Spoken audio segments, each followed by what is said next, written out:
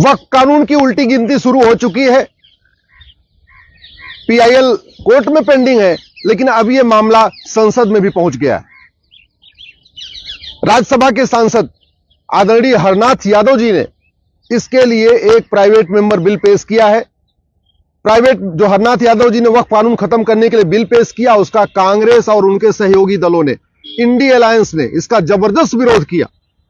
बाद में वोटिंग हुई और वोटिंग के आधार पे उनका जो बिल था वो वहां पे पास हो गया है। अभी कानून खत्म नहीं हुआ है, बल्कि अभी यह केवल अलाउ हुआ है कि हां, उनके बिल पे चर्चा होगी। अब जो ये बिल राज्यसभा का है, जो वोटिंग के आधार पे, बहुमत के आधार पे पास हुआ है, यह जाएगा राष्ट्रपति जी के पास।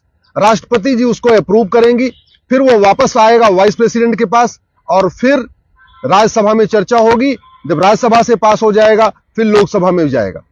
और इस बीच अगर सरकार ने कोई बिल पेश कर दिया और सरकार ने कानून वापस ले लिया अपनी तरफ से बिल पेश करके, तो स्वाभाविक सी बात है, ये कानून अपने आप खत्म हो जाएगा। अब तक पूरे देश में 120 पीआईएल फाइल हो चुकी है और यह बात केंद्र सरकार ने अभी कोर्ट में एक एफिडेविट फाइल करके हमें बताया। हमारी पीआईएल पे केंद्र सरकार के कानून मंत्रालय, गृह मंत्रालय को नोटिस जारी हुआ है। उसी के जवाब में केंद्र सरकार ने बताया है कि यह मामला केवल दिल्ली में नहीं है, बल्कि देश की सभी हाई कोर्ट में वक्फ कानून के खिलाफ पीआईएल आ चुकी हैं और अब तक टोटल 120 पीआईएल आ चुकी हैं पूरे देश में। इसलिए हमने यह भी रिक्वेस्ट किया है केंद्र सरकार से कि आप सारी याचिकाओं को एक साथ क्लब करके एक साथ सुप्रीम कोर्ट लेके आ जाइए। यह संविधान अधिकार भी देता है, यह संविधान में प्रोविजन भी है आर्टिकल 139 में कि अगर एक ही विषय पे देश की अलग अलग हाई कोर्ट में मैटर पेंडिंग हो, तो केंद्र सरकार एक एप्लीकेशन मूव करके सुप्रीम कोर्ट से यह कह सकता है कि देश की सभी हाई कोर्ट की पीआईएल को आप सुप्रीम कोर्ट में ले लीजिए और एक साथ सुनवाई कर लीजिए। या सुप्रीम कोर्ट से केंद्र सरकार यह भी कह सकती है कि देश की अलग अलग हाई कोर्ट में बहस करने की बजाय, चूंकि हर जगह केंद्र सरकार को अपना वकील भेजना पड़ेगा, तो सेंट्रल गवर्नमेंट यह भी सुप्रीम कोर्ट से रिक्वेस्ट कर सकती है कि आप पूरी देश की याचिकाओं को दिल्ली हाई कोर्ट में ट्रांसफर कर दीजिए, क्योंकि solicitor general, attorney general Delhi में ही रहते हैं, तो उनके लिए दिल्ली हाई कोर्ट में जाके बहस करना आसान हो जाएगा। क्या करेंगे, यह सरकार का अपना अधिकार है, सरकार अपनी तय करे, उसकी सरकार की अपनी स्ट्रेटजी होती है। लेकिन हमने जो पीआईएल फाइल करके कहा है कि वक्फ एक्ट जैसा कानून पूरे दुनिया में नहीं है। यह वक्फ एक्ट सबसे पहली बार नेहरू जी ने 1954 में बनाया था। और बनाया किस लिए था? क्योंकि विभाजन के बाद बहुत सारे परिवार यहां से चले गए पाकिस्तान। उनकी जो जमीनें थी वो बहुत थी, उन जमीनों को कायदे से सरकार को ले लेना चाहिए था और जब पाकिस्तान से हिंदू आए तो उनको उन जमीनों पे बसा देना चाहिए था, क्योंकि जो पाकिस्तान से हिंदू आए, जो उनकी जमीनें वहां खाली पड़ी थी, जो भारत के मुस्लिम्स गए, उनको वहां बसा दिया गया। पाकिस्तान सरकार ने यही काम किया कि जो लोग हिंदू अपनी जमीन वहां से छोड़ के आए थे, वो जो उनकी जमीनें खाली पड़ी थी, उसको सबसे पहले क्या किया कि जो भारत के मुस्लिम्स गए थे उनको बसा दिया। इसके अलावा जो और भी जमीनें पड़ी थी उसको सरकार ने खुद ले लिया या आसपास के उस पर हॉस्पिटल बना दिया, कुछ और काम कर दिया। यही काम नेहरू जी को करना चाहिए था कि जितने लोग यहां से गए थे पाकिस्तान, उनकी सबकी जमीनों को एक्वायर कर लेना चाहिए था। जो लोग पाकिस्तान से हिंदू आए थे उनको उस पर बसा देना चाहिए था और जो एक्स्ट्रा जमीन होती उस पर अपना हॉस्पिटल बना सकते थे, स्कूल बना सकते थे, कॉलेज बना सकते थे, यूनिवर्सिटी बना सकते थे, पुलिस लाइन बना सकते थे और भी जो गवर्नमेंट डिपार्टमेंट बना सकते। लेकिन नेहरू जी ने यह काम नहीं किया। नेहरू जी ने बाकायदा एक वक्फ बोर्ड स्टैब्लिश करा दिया, वक्फ कानून बना दिया और वक्फ कानून बना के उन सारी जमीनों को वक्फ बोर्ड को दे दिया।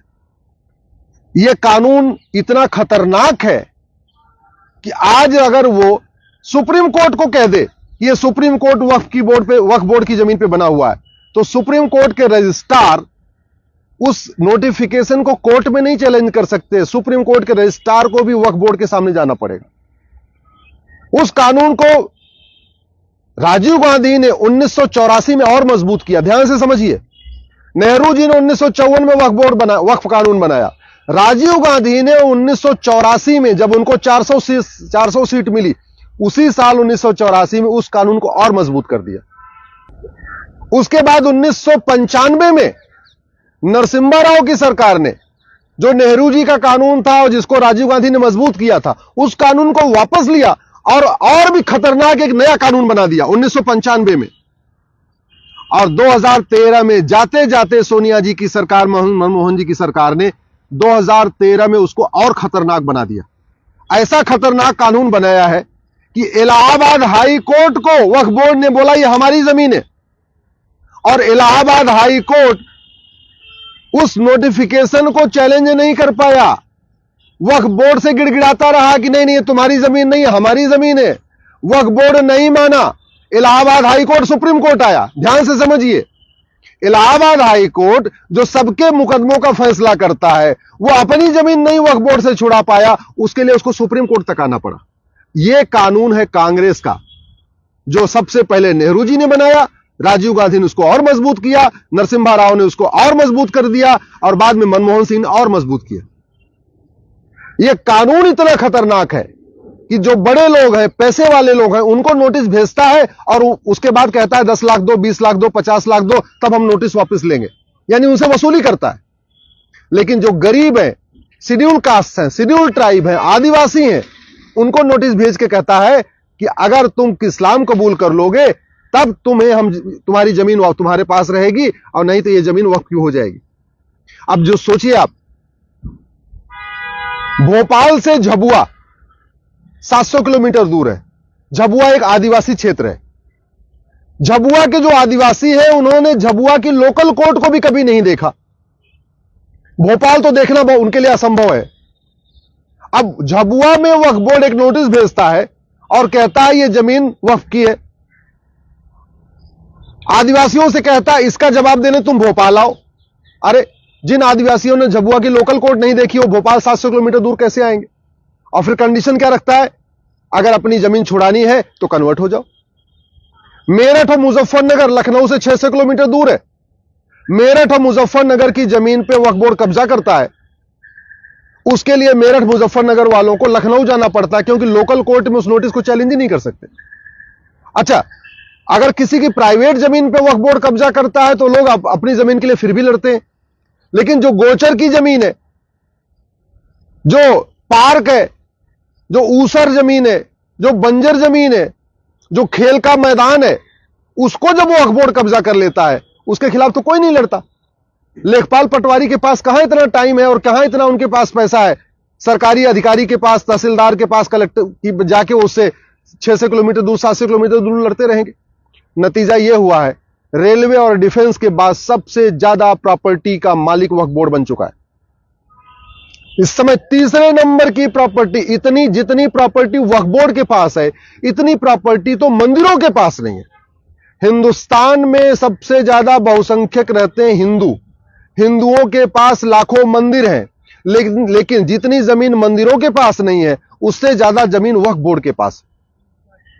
मैं सरकार से निवेदन करता हूं, तत्काल इस नेहरू के महापाप को, राजीव गांधी के महापाप को, नरसिम्हा राव के महापाप को और मनमोहन सिंह के महापाप को, इसको वापस करिए, इसको खत्म करिए, इस महापाप का अंत करिए।